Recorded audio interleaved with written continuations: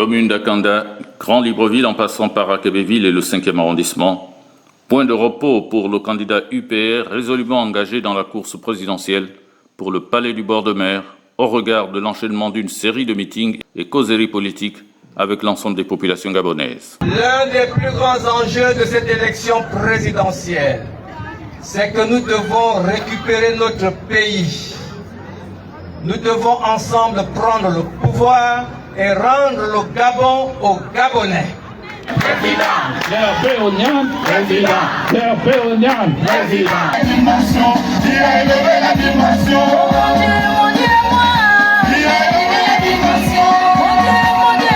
Ambiance électrique dans la capitale gabonaise, comme partout il est passé dans le sud du pays, lieu du lancement officiel de sa campagne. Seule constante, prêcher la bonne nouvelle d'un Gabon nouveau, fier et prospère, à travers son discours-programme à connotation Gabon d'abord. La troisième chose que nous avons prévue dans notre projet de société, c'est de construire Libreville 2. Un pays sans respect, c'est d'abord sa capitale. Notre capitale actuelle, c'est la honte. Libreville, c'était la plus belle ville d'Afrique noire à l'époque. Les gens partaient du Sénégal, de partout, pour venir voir Libreville. Mais Libreville d'aujourd'hui, regardez, là on est dans Libreville. Quand on va envoyer les images d'ici pour dire c'était un meeting à Libreville, mais quelle honte, on va dire où ça, à Libreville ou au village? Oui, c'est Libreville. Voilà Libreville d'aujourd'hui. Moi, président, tout le désordre là, ils vont rester avec ça. Le centre-ville de Libreville, qui avait été construit avec les impôts des Gabonais, on vous dit l'immeuble là, c'est pour un tel. Score en ville, c'est pour celui-là. L'immeuble du PMG, c'est pour celui-là. L'autre, c'est pour lui-là. Ils ont construit ça quand? Ils se sont partagés un pays. Tu vas jusqu'au Cap Esterias, les Gabonais n'ont plus de terrain. Tu vois la forêt, mais on te dit qu'il n'y a pas de terrain, il n'y a que les STI, c'est pour eux-mêmes. Donc, du bord de mer jusqu'en Toum, il n'y a plus de terrain. Alors, moi, pour sauver une partie du patrimoine foncier du Gabon, ce Libreville appartient déjà aux gens qui commandent le pays, plus leurs amis étrangers, libanais et autres. C'est eux qui arrachent même les terrains aux Gabonais. Mais moi, président, un Libanais n'arrachera jamais un terrain à un Gabonais. Jamais de la vie. Quand un pays construit une nouvelle capitale, quels que soient les pays qui l'ont fait avant nous, c'est pas difficile. Ça veut dire que pendant au moins 5 ans, une nouvelle ville comme Libreville 2, il faut construire un nouvel aéroport, il faut construire une nouvelle université nationale, des écoles, des hôpitaux, des routes, des casernes militaires, ainsi de suite. Pour faire tout ça, il faut tellement de chantiers, il y aura besoin de tellement de main-d'œuvre que moi, président, je prends l'engagement. Zéro chômage au Gabon. Donc, un pays sérieux qui n'a qu'1 million d'habitants, le mot chômage ne devrait pas exister au Gabon. Donc, moi, je ferai tout pour que tous les Gabonais travaillent. Une vision zéro chômage en République gabonaise qui passe également par une politique protectionniste dans les métiers de chauffeur de taxi, chauffeur de grumier, travail de pompiste, mais aussi des quotas dans les entreprises exclusivement réservés aux Gabonais, le plein emploi étant pour le candidat UPR une priorité nationale et un devoir patriotique. On n'oublie pas dans cette vision politique du candidat la question du handicap, la protection des femmes gabonaises du marché, la lutte homme-faune, mais aussi les comportements blâmables des non-nationaux vis-à-vis des Gabonais. La deuxième chose que je vais régler dans ce pays, c'est le comportement des étrangers. Les étrangers doivent apprendre de nouveau à respecter l'homme gabonais dans son pays. Omar Bongo disait, quand un étranger nous apporte sa force de travail, nous lui apportons notre amitié en retour.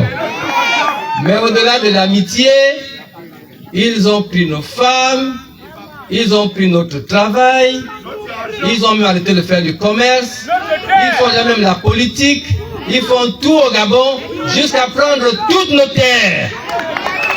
À un moment donné, ça suffit comme ça. Il est temps de rendre le Gabon aux Gabonais. Quand tu viens au Gabon, viens travailler ton argent. Parce que le Gabon est une terre de bénédiction. Il n'y a pas de problème. Mais en travaillant ton argent, respecte le Gabonais dans son pays. Les comportements du genre, les expressions du genre, je suis plus Gabonais que toi, et bien avec moi, ça va finir. Ça va finir. Une maman gabonaise va au marché Momboué, elle regarde un vêtement, elle regarde un autre vêtement. Comme elle a touché le premier sans prendre, tout à coup tu entends Olochi. Olochi, au Gabon. Mais c'est pas possible. Maintenant, on va de nouveau apprendre à nous respecter. Quelqu'un qui vous aurait insulté, un étranger qui insulte un Gabonais, comme ils le font au marché là, au marché Momboué surtout, vous me l'enregistrez. Il t'a insulté au Lochi, tu reviens gentiment dire pourquoi tu m'insultes. Comme ils sont impétueux, il va encore répéter. Tu enregistres, tu amènes ça au commissariat. Quand tu amènes ça au commissariat, je vais vous expliquer ce qui va se passer. Moi, président, je vous ai toujours dit que ce sera un régime civil avec une discipline militaire. Je vais appliquer ça à tous les niveaux. Donc, cette personne qui t'a insulté au Lochi, on l'emmène tranquillement au commissariat et moi je vais restaurer, ça existe, mais je vais le faire appliquer plus qu'avant. Les courtes peines, les peines de prison de 21 jours, ça existe. Donc, pour cette injure-là, cette personne-là va choisir au commissariat. Soit tu signes pour les 21 jours de prison, on t'amène chez le procureur, tu vas tranquillement en prison, mais on te laisse quand même le choix.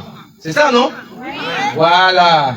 Donc, ils vont choisir entre 21 jours de prison et 21 coups de fouet. Il s'agit là pour le numéro 1 de l'UPR de restaurer la dignité du peuple gabonais et barrer la route au désordre à travers un pouvoir civil doté d'une discipline militaire.